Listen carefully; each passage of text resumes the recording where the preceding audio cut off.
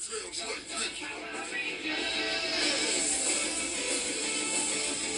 go, Power Rangers! Power Rangers! Mighty Morphin Power Rangers! What up, y'all? Welcome back to the next episode of Don't Do That. I'm Mad as Hell Monday. Hope your weekend was enjoyable. I know ours was. We definitely enjoyed ourselves at J-Mo's little party shindig there. Yeah, back-to-back showcase at Sir Pizza Cafe. Nice little getting the band back together type thing, because you know the Lansing scene has been kind of few and far in between since the whole COVID scare, and now it's just good to see everybody getting back out there, getting back on the horse, performing. Topics of the day. Okay, Derek Chauvin. The possibility of being pardoned. Man, you know we mad as hell Monday about that. Wow. Just the thought of even thinking it's okay to be pardoned. Not at all. So, which is, yeah. But, oh, that's why I had it upside down. Alright, and then Trump offers immediate pathway to citizenship for white South Africans while keeping people of color out. I think that's kind of like a hypocritical situation there. But Smoke of the App, of course, from House of Dank, which is my spot. Definitely need to go hit it up. Mention me or Robert Summers, Candy Summers, and you just mention us. You House of Dank on Highway 127. A free eighth or gummies, but it's on South US Highway 27 right here in Lansing, Michigan, right next door to Taco Bell. Okay, this is Lemon Heads. This is High Life. Good smoke. Good smoke. So you can basically make your weed order and then run for the border. Exactly. So, and then run your ass to the border. Yeah, literally. I do this professionally. Literally. So, alright guys, let's step to it. Alright. So the first one. Top story on Mad as Hell Monday has to be, of course, the Derek Chauvin. That's how we brought y'all in here. So we're going to get Potts right into it, because this man cannot be pardoned. He is definitely not about that pardon life. He does not deserve to be pardoned. At all. So, now, Keith Ellison, Minnesota's Attorney General, is pushing back for calls on Chauvin's pardon. He states it's blatant disrespect for the law and the family of the victim, which is George Floyd. Alright, so I hope that Donald Trump, Ellison speaks, hopes that Donald Trump has enough humanity to recognize that releasing Derek Chauvin would cause untold injury to George Floyd's family and the many, many people that feel vulnerable because they share experiences like the one George Floyd experienced. Now, Chauvin is a murderer, period, a jealous white man. Because a little back history, them two knew each other. Those two worked together, okay? They were both bouncers. He did not like George Floyd. Never did. Very jealous man of him, because the women liked George Floyd. They didn't like Chauvin, because they had a feeling that he was a piece of crap to begin with. So Chauvin was charged with state charges of third-degree murder, second-degree murder, and second-degree murder. Manslaughter, excuse me. Now, that is 22 and a half years. Now, he also, in addition, has to do Fed time, which is a grand total of 21 years, which brings his sentencing to 43 and a half years. So, now, Ben Shapiro, known racist. Okay, very well known. Look him up. Alright, if you have wool over your eyes, kick yourself to the left. Alright, now, he stated that it would be incredibly controversial, but necessary. It would reverse the evils of the last years in American life. Man, because, you know, charging a man that literally killed this man, that's just terrible. Yeah. He also stated, there is a man rotting in prison because the media decided in the middle of 2020 that they were going to turn a tragic law enforcement stop that ended with the death of a man with a significant problem with drugs. And the pre-existing health problems, again, pre-existing health problems should be a key right there. Now, because obviously health problems can cause problems. Into the raison d'etre of the entire 2020 election, and it led to the vast chaos. It led to, again, the destruction of racial committee in the United States, $2 billion in property damage, and a guy rotting in prison who the evidence demonstrates certainly was not guilty beyond reasonable doubt in that case. This man choked a man to death. The man screamed he couldn't fucking breathe, bro. And yet you still had your knee on him, on his neck. Regardless of what a man's history is. Because if we're going to go by anybody's history when it comes to, men and drug problems, why don't you look at the same white men that are alive today? How about men that died in prison affiliated with the KKK, only got prison time for trying to blow up a school bus when it came to bringing black people into a community? But he was able to live though, right? Injustice is so right in your face. Now, Ellison also stated, when it came to them trying to get him pardoned, he stated, "It would set us back as a society. We took great steps forward," adding that many of the 18,000 police departments around the nation have worked to improve their police community relationships. All right, because after that, a lot of shit hit the fan. Police departments depend on trust, and Derek Chauvin destroyed that trust. They've been trying to rebuild it, so it is actually really hurting law enforcement, because what you're saying is good conduct, bad conduct, it doesn't matter. You get to murder people if you want to. And so for every chief and every police officer out there striving to make a better department with a better relationship with their community, it is a spit in the face to them also. Because people like Derek Chauvin are the reason why people don't like police to begin with. Because they get off with murder. They get off with being able to kill people for no reason. Michael Brown. Trayvon Martin. Robert Brooks, which by the way, March 31st are their court dates. Philando Castile. All of them people got off. Sandra Bland. Murdered in police custody. Okay. If Tom, Dick, and Harry went out there and killed somebody, self-defense, it was considered manslaughter. So they still did prison. So what makes a difference with police officers? They're on higher standards. You're telling me that there's no other way? I mean, obviously, if somebody is blatantly pointing a gun at you and firing at you, you obviously have to defend yourself. That's not saying that. Like the QD incident when the man during COVID went and attacked this woman with a knife and was all up on her. She shot the man and killed the man. And I felt she deserved to. All right? Now, what sucked is for her. She felt horrible. She took a man's life. That man needs to rot in prison. And to you, Mr. Shapiro, you're trash. All right. And I wholeheartedly agree and approve this message. Derek Chauvin should not be released from prison. He should not be pardoned at all for killing someone in cold blood. So if you have to, you're right. Stand up for yourselves and show them what you mean. For real. Now, next, keeping in with the theme of Mad as Hell Monday on the entertainment side, actress Jurnee Smollett, who you may know from Eve's Bayou, you may know her from Lovecraft Country as an adult.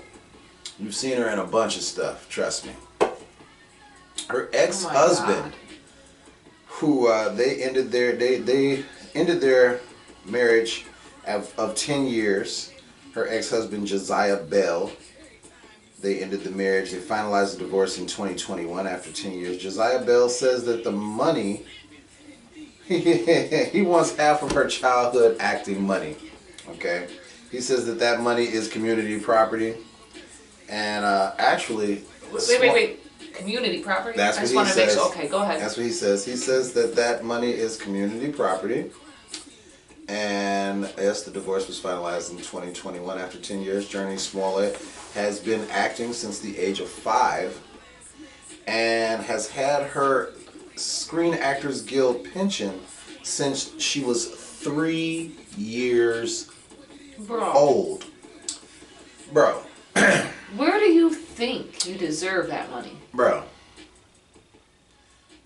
Let me just say, you look weak as hell. Very weak.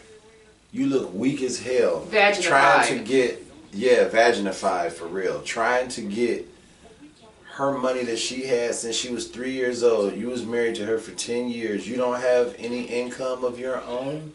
Was she taking care of you? It looks like. Was she burping you on her shoulder too and changing Was that your paper? mama? Was that your mama? Was she wiping your ass and cleaning your balls? Shame.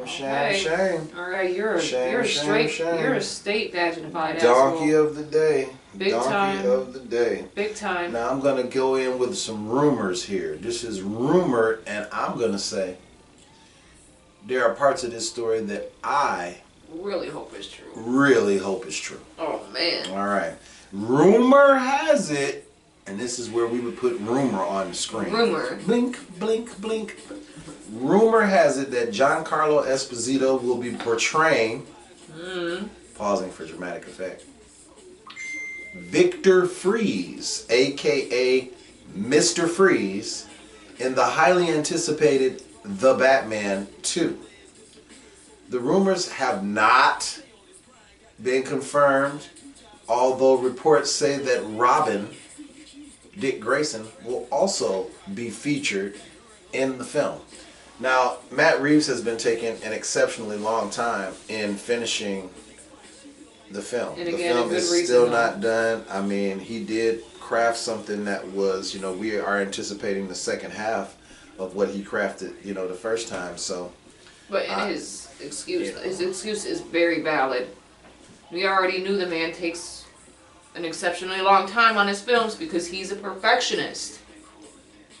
But with his off life, out of work, dealing with the stuff that he's dealing with now, y'all need to calm your tits, bro. yeah. For real. He has some real family issues going on that I feel are way more important than me and you. And that was another thing that, going back to the rumor, another thing that was rumored is that Clayface will also be making an appearance in the Batman 2. Now, I'm not sure how I feel about them. They're right there in that story, just the rumor alone that I threw at you. You got Robin, Mr. Freeze, Clayface, and then the movie is called The Batman.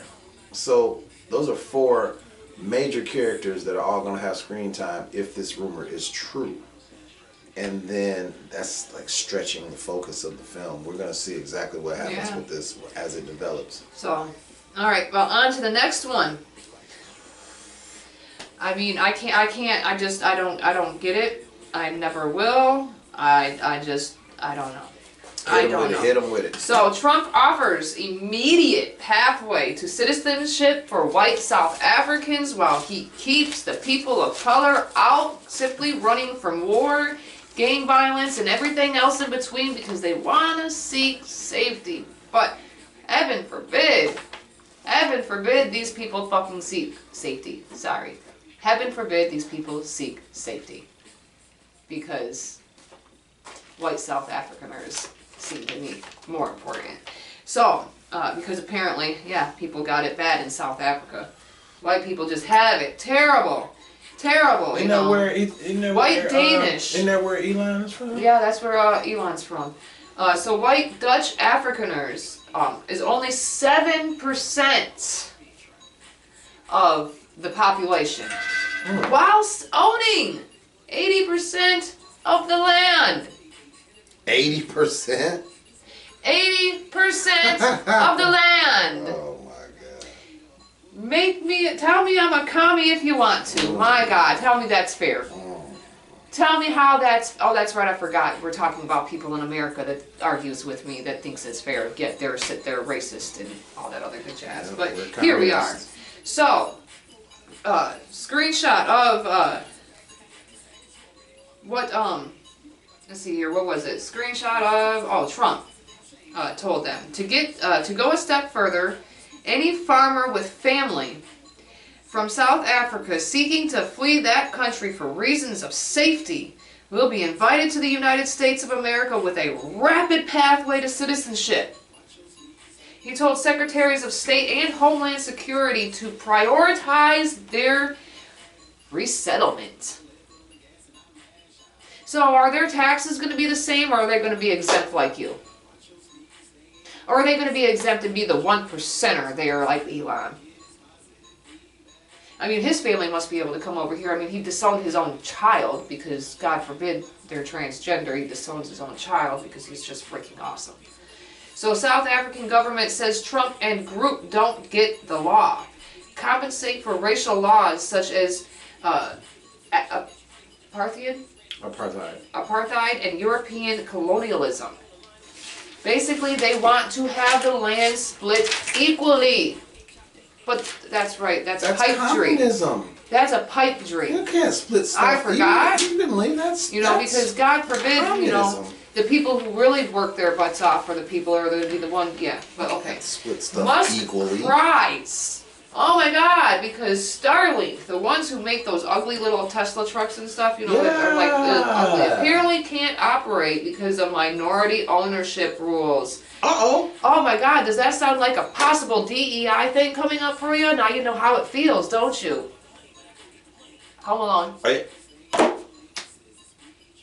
Okay, so, it's not such a bad idea now, is it? Oh no. So, President Cyril also states, let me get my screenshot of what he says here.